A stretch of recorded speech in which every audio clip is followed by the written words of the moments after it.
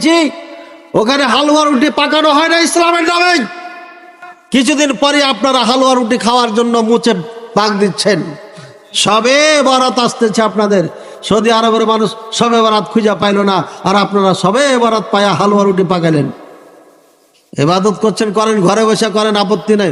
মসজিদে কেন আড্ডা দিতে আসলেন? হালুয়া কেন তৈরি হলো আপনার বাড়িতে?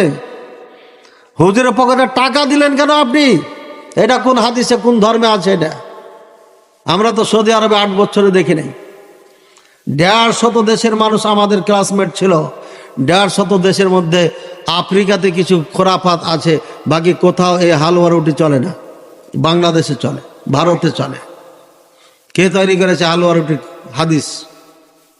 আল্লাহ তাকে হেদায়েত দান করুন। ও তো হেদায়েত পাবে কি, মরে গেছে যে বানাইছে। আল্লাহ তাকে ক্ষমা করুন, বলেন ক্ষমা করুন, আল্লাহ তাকে ক্ষমা করুন। আর যারা করছে এদের